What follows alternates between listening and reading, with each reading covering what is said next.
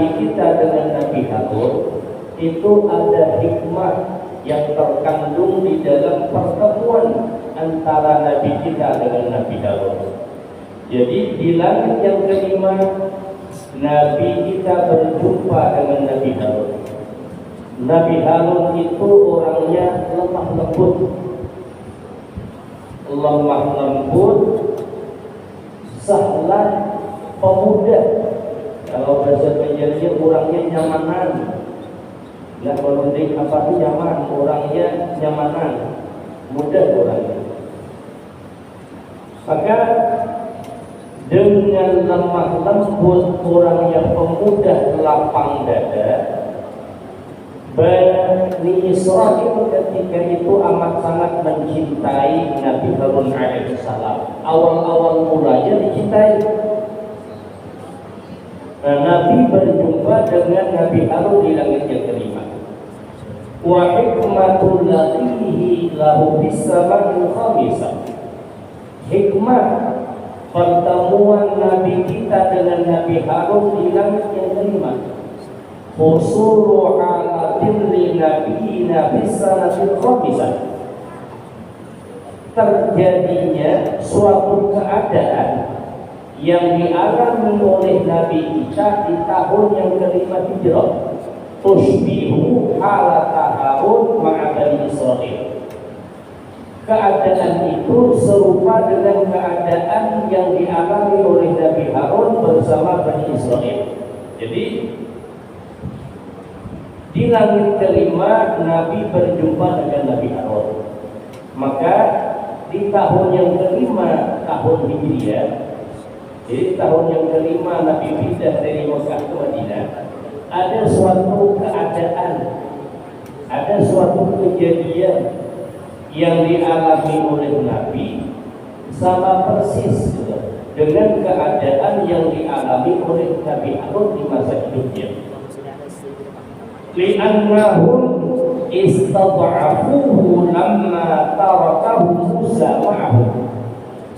Karena ketika itu Nabi Harun alaihissalam dianggap remeh, awal mulanya dicintai, namun pada akhirnya Nabi Harun dianggap remeh, dianggap lemah oleh Bani Israil.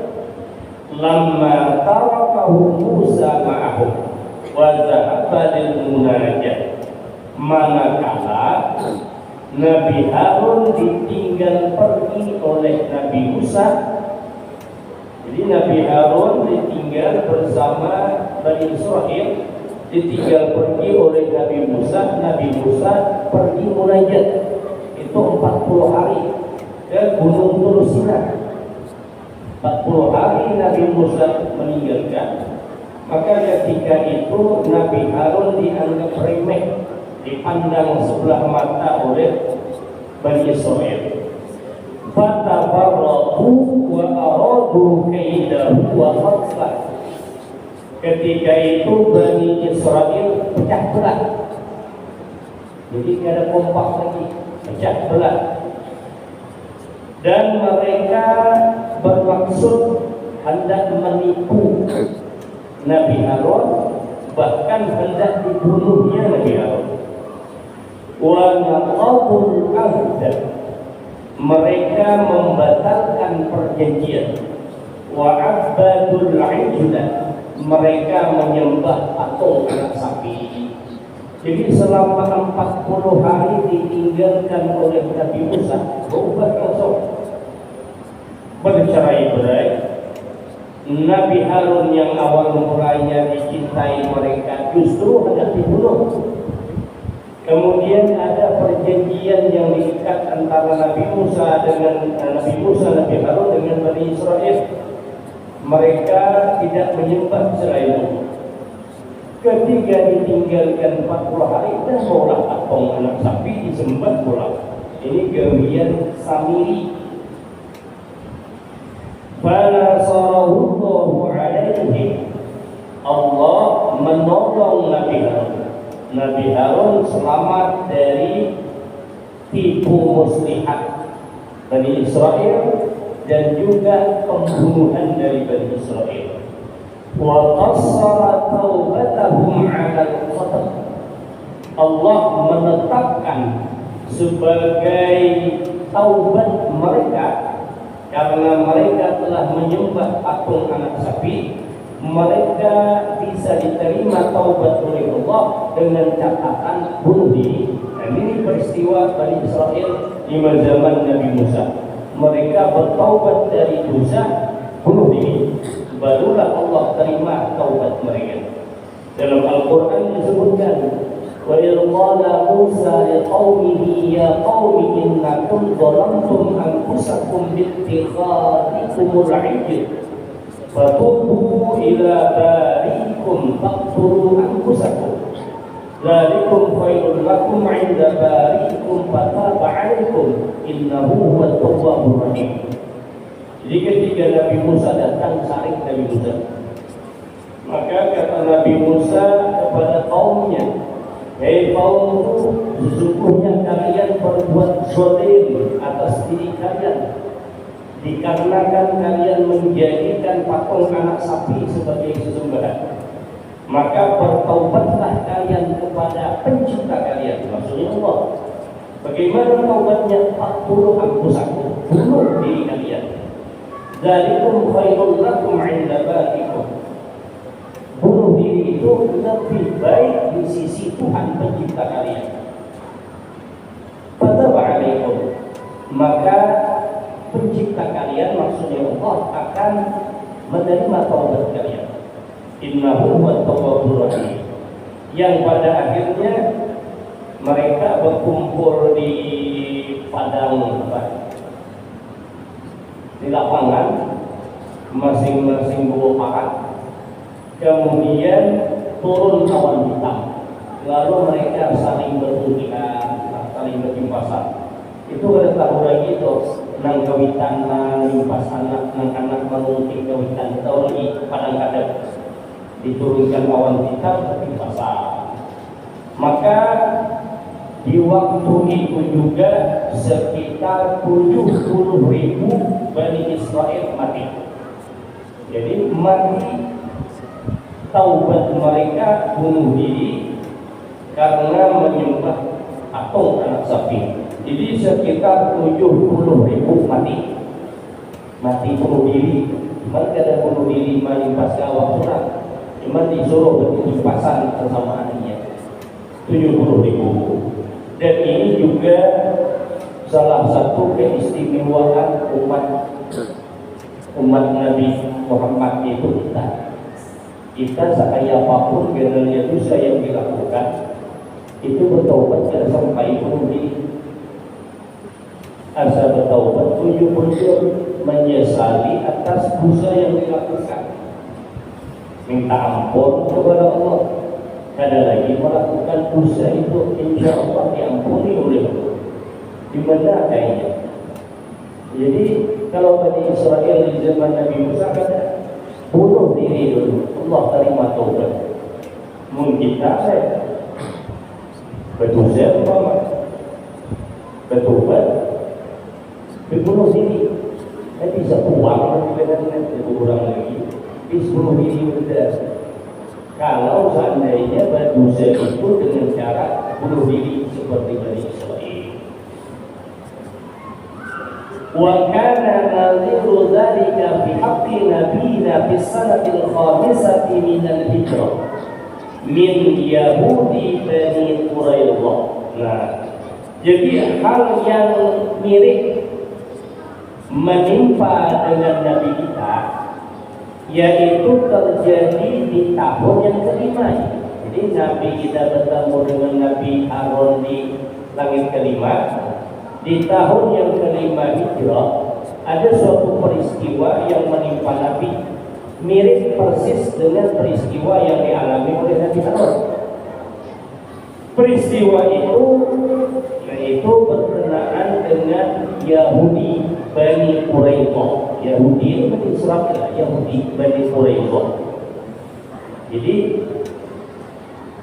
di masa Nabi, ketika Nabi di Madinah, itu ada suku besar dari orang Yahudi yang tinggal di Madinah. Ada 3 suku besar, terutama 3 suku besar inilah yang berdiam di Madinah ketika itu.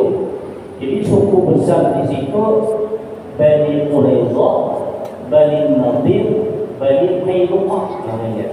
Itu suku-suku orang Yahudi. Jadi pada masa Nabi di Madinah ada 3 suku besar orang Yahudi yang tinggal di Madinah. Ya, salah satunya adalah Bani Quraidah. Fa'innahum akramu nabiyyana sallallahu alaihi wasallam wa azharu ijlala. Pada masa itu Bani Quraidah itu amat sangat memuliakan kepada Nabi kita. Mereka memuliakan Nabi. Wa azharu ijlalahu. Mereka tampakkan pengagungan mereka itu kepada Nabi. Sebenarnya memang orang Yahudi itu ketika Nabi datang ke Madinah sudah bersuka, tapi mereka tampakkanlah mereka memuliakan Nabi, mereka mengagungkan kepada Nabi. Wa ajlasuhu tahta jidari. Ketika itu mereka mempersilahkan Nabi duduk di bawah dinding, di bawah tawing, di bawah dinding. Wa hazabu ala qatlih, dan mereka bermaksud hendak membunuh Nabi. Wa aradu ayyalqu alaihi hajaran, mereka bermaksud hendak menjatuhkan batu ke kepala Nabi. Fa'akhbarahu Jibrilu bimakrihim, malaikat Jibril datang memberitahukan kepada Nabi tentang perbuatan makar orang Yahudi. Wa qama min makanihi wa hamahum annahu yaqdi hajatah faja'a ila al-Madinah. Maka ketika itu Nabi bangkit dari tempat duduknya seakan-akan menunjukkan bahwa Nabi itu hendak buang hajat. Rupanya Nabi langsung pulang ke Madinah. Jadi di Madinah ketika Nabi hijrah itu memang orang Yahudi itu sudah tidak suka dengan Nabi, tapi mereka tampakkan mereka memuliakan Nabi, mereka mengagungkan Nabi. Suatu ketika, jadi Nabi hendak berkunjung ke tempat mereka, Bani Quraidah, karena memang ketika itu antara kaum muslimin dengan Yahudi yang ada di Madinah ada perjanjian hitam putih gitu. Pokoknya perjanjian antara orang Yahudi dengan kaum muslimin di Madinah. Janji itu sudah disepakati oleh 2 pihak. Janjinya apa? Antara satu kelompok dengan kelompok lain saling menjaga keamanan. Ketika ada satu orang Muslim berjumpa dengan banyak orang Yahudi, maka orang Yahudi tidak boleh mengganggu keselamatan orang Muslim, tidak boleh diganggu.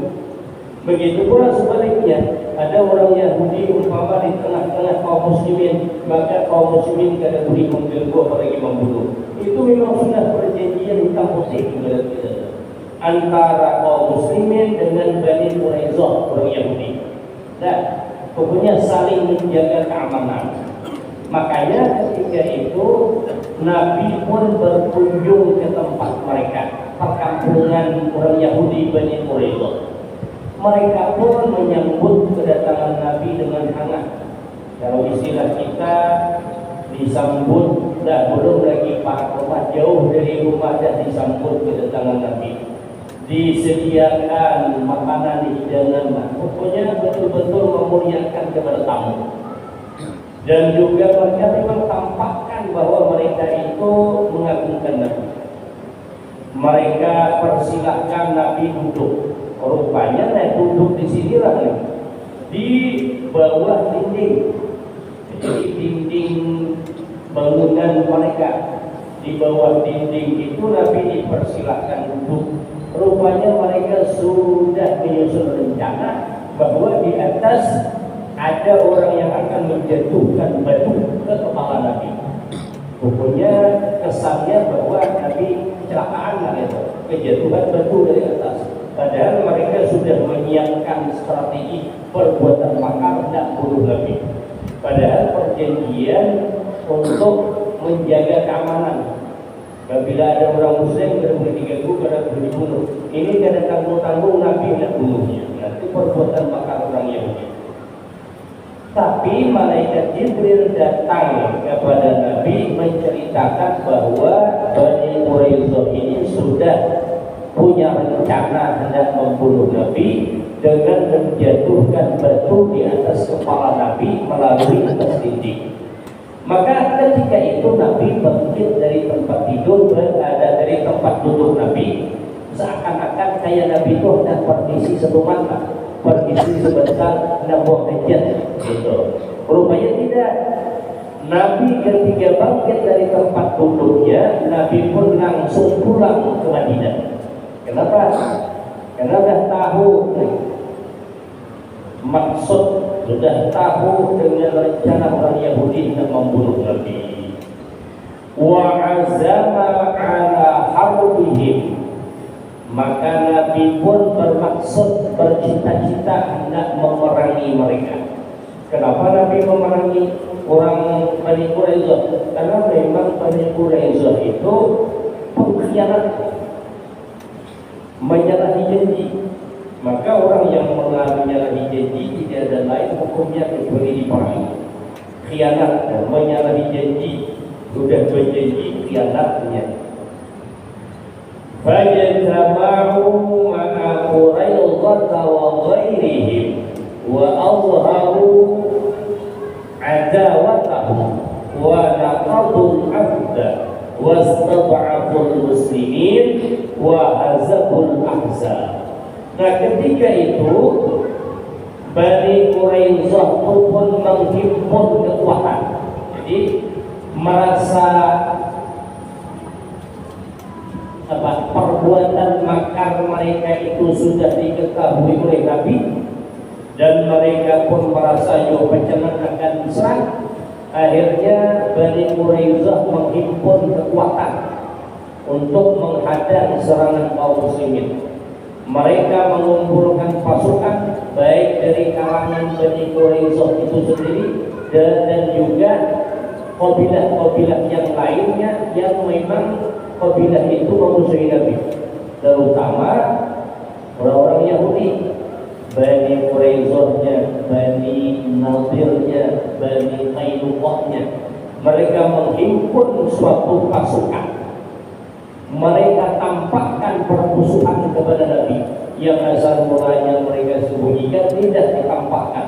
Terlanjur ketahuan sekalian gitu. Mereka tampakkan permusuhan kepada Nabi. Mereka terang-terangan membatalkan perjanjian yang semula sudah disepakati, perjanjian damai antara kaum muslimin dengan Yahudi. Kada boleh saling mengusik, kada boleh saling mengganggu. Wastad'aful muslimin, mereka pun menganggap remeh kaum muslimin ketiga itu. Wa hazabul ahzab, mereka menggalang koalisi, menggalang kekuatan, menggalang sekutu.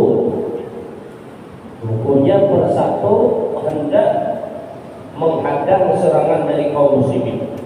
Berarti menggalang pasukan yang cukup banyak, cukup besar, hendak menghadang serangan dari kaum muslimin. Fa'amkanahu Allahu minhum, Allah selamatkan Nabi kita dari perbuatan makar orang Yahudi ketika di Madinah. Wa amara an-nabiy sallallahu alaihi wasallam Sa'd bin Mu'adz faqatalahum syarra qatlah. Maka Nabi perintahkan kepada panglima perang Nabi, yaitu Sa'd bin Mu'adz, untuk memerangi Yahudi Bani Quraisyah. Maka Sa'ad bin Mu'az ketika itu memerangi Yahudi Bani Quraisyah, itu bukan bincaan lagi nih, syarafatlah itu dengan seburuk-buruk peperangan, artinya buyuk-buyuk beriman diserang Bani Quraisyah. Kenapa?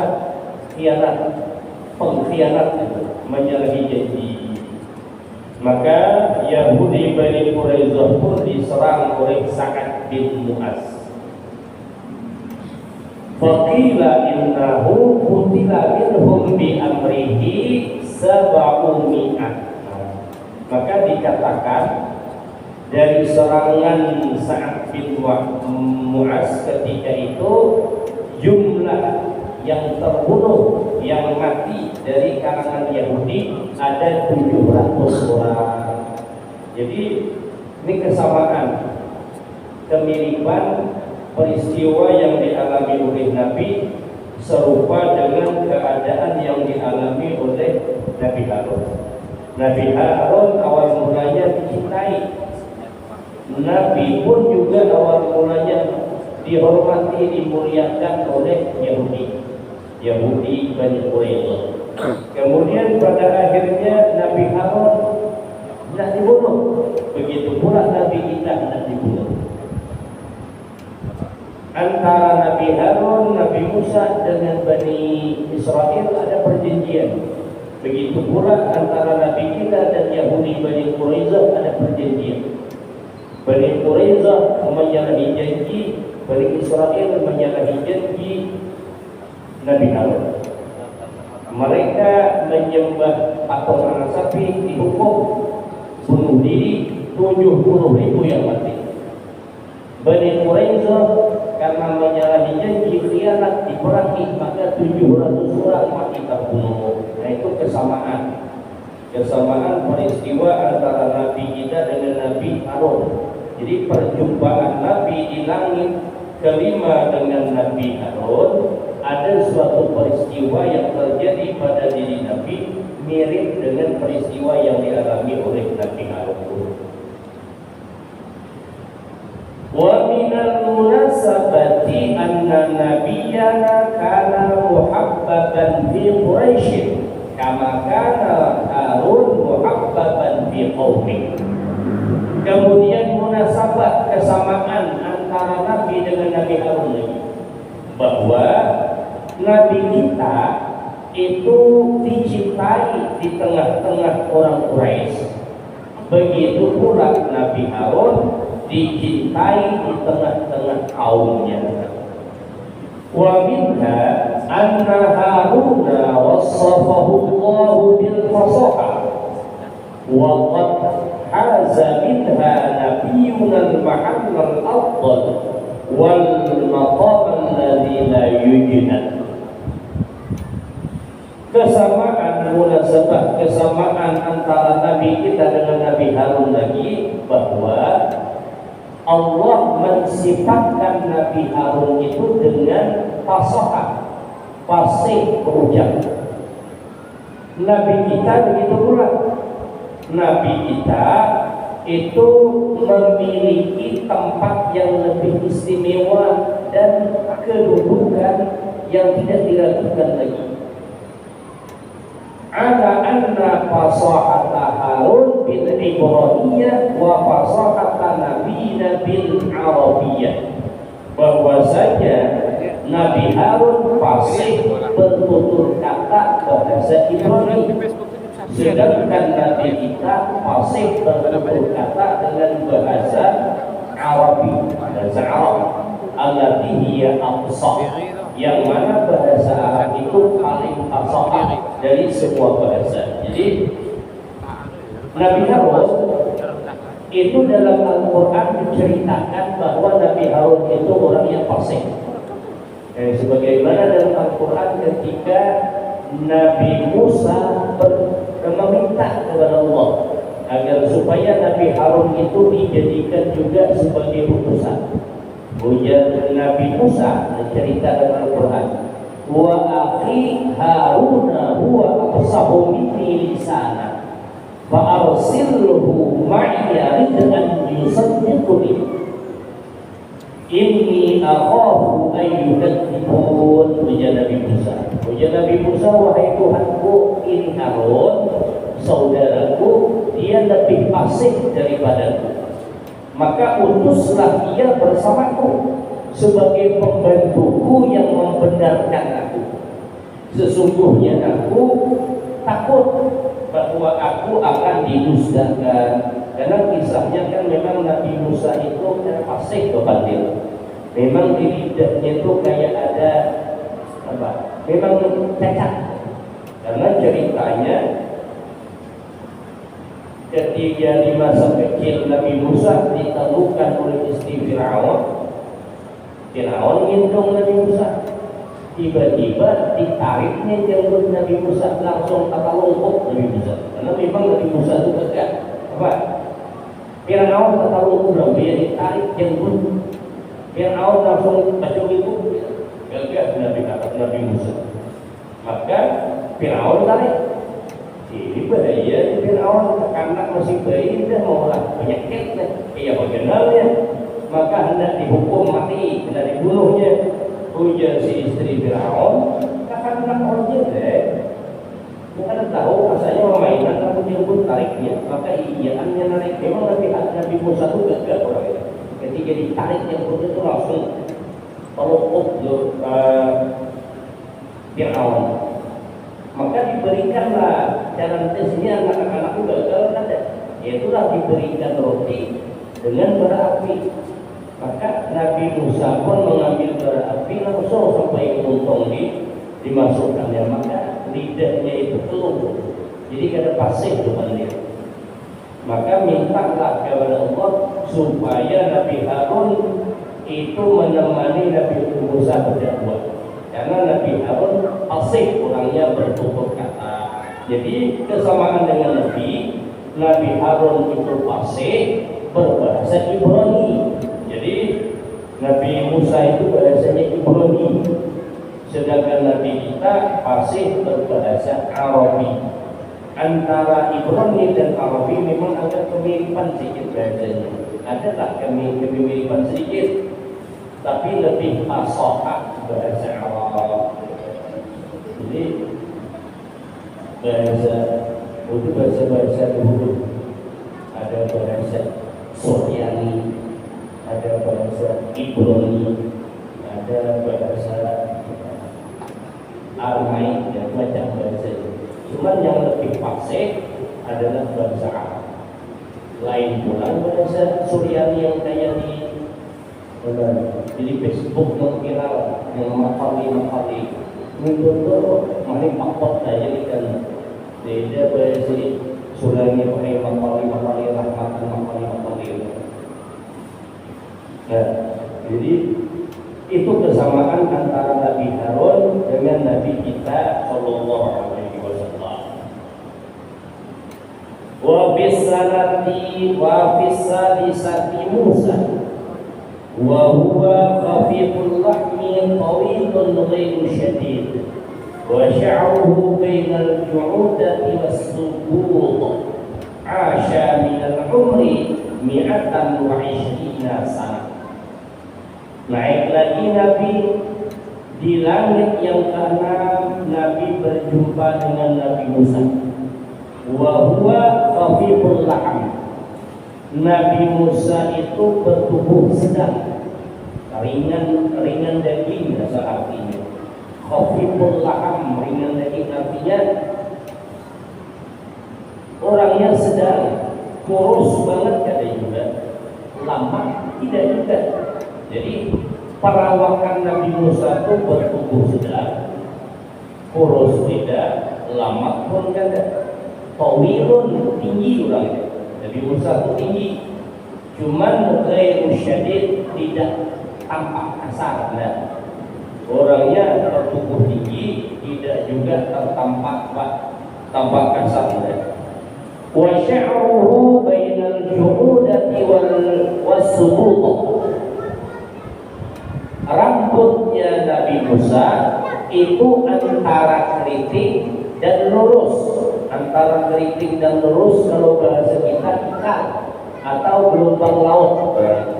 Jadi Rambutnya Nabi Musa itu kekal gelombang laut, kada juga keriting, kada juga lurus, kekal lah gelombang laut kita. Keriting banget kayak ibu itu ada, lurus kayak orang berdiri bunting itu kada juga, kekal gelombang laut. Asya minal umri mi'atan wa ishrina sana.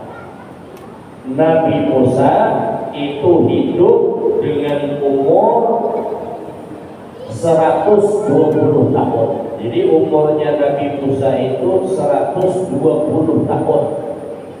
Alladzi kallamahu Allah marrataini lailatal hirati wa 'ala turi wa najah. Nabi Musa dijumpai oleh Nabi kita berada di langit yang keenam.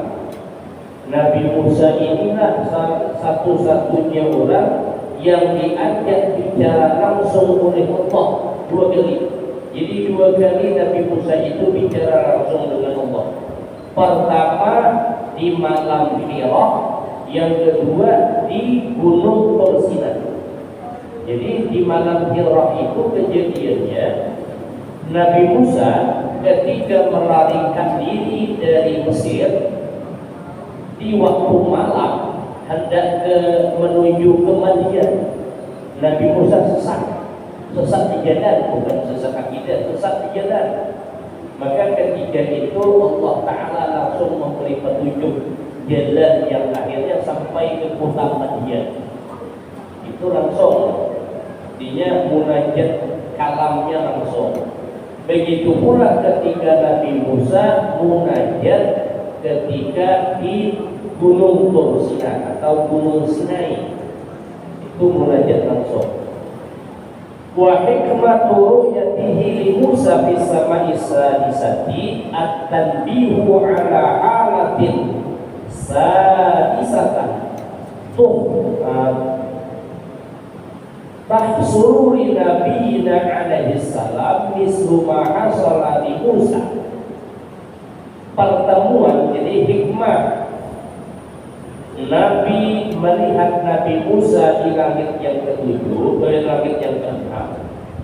Hikmahnya adalah sebuah peringatan kepada Nabi bahwa ada suatu keadaan, suatu peristiwa yang dialami oleh Nabi di tahun yang ke-6 Hijriah.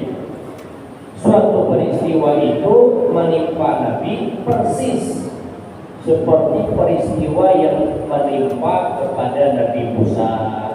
Jadi setiap Nabi berjumpa dengan Nabi-Nabi di langit, dari mulai ke langit pertama sampai langit ke-7, itu rupanya ada kemiripan peristiwa yang dialami oleh Nabi-Nabi itu akan menimpa dengan Nabi. Pengurutan orang di langit pertama Nabi Adam, berarti tahun pertama Hijriah Nabi akan mengalami peristiwa mirip dengan peristiwa yang dialami oleh Nabi Adam. Sampai di langit yang kelima itu juga. Di langit kelima berjumpa dengan Nabi Harun, berarti tahun kelima Hijriah Nabi akan mengalami suatu peristiwa sama seperti yang dialami oleh Nabi Harun. Begitu pula di langit ke-6 Nabi berjumpa dengan Nabi Musa, berarti menandakan di tahun yang ke-6 Hijriah itu Nabi akan mengalami suatu peristiwa mirip seperti peristiwa yang dialami oleh Nabi Musa alaihissalam. Insyaallah dalam pertemuan selanjutnya kita bicarakan. Sampai di sini mudah-mudahan ada manfaatnya. Ala hadhihi ya huriku niyatin shalatu ila hadratin Nabi al-Fatihah. Bismillahirrahmanirrahim. Bismillahirrahmanirrahim. Alhamdulillahirabbil alamin arrahmanir rahim maliki yaumiddin. Iyyaka na'budu wa iyyaka nasta'in ihdinas siratal mustaqim siratal ladzina an'amta 'alaihim ghairil maghdubi 'alaihim waladdallin. Bismillahirrahmanirrahim. Alhamdulillahirabbil alamin wassalatu wassalamu ala asyrafil anbiya'i wal mursalin sayyidina wa maulana Muhammad wa ala alihi wa ashabihi ajma'in. Allahumma anfa'na bima 'allamtana wa 'allimna mimma yanfa'una wa zidna 'ilman nafi'an wa fahman wa hifdhan wa hidayatan wa tawfiqan. Allahumma akhrijna min dhulumatil wahmi wa akrimna bi nuril fahm اللهم وفقنا في الدين وعافنا التأويل. ربنا آتنا في الدنيا حسنة وفي الآخرة حسنة وقنا عذاب النار. وصلى الله على سيدنا محمد وعلى آله وصحبه وسلم والحمد لله رب العالمين. السلام عليكم ورحمة الله وبركاته.